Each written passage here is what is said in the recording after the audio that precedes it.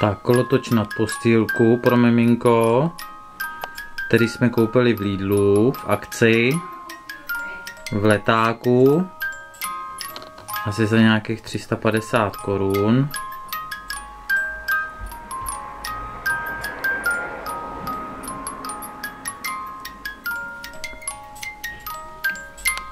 Připevní se na dřevěnou postýlku držákem.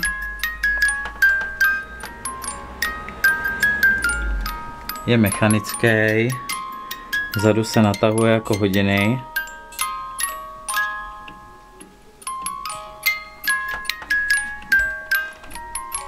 Hraje vždycky tak 2 minuty po natažení.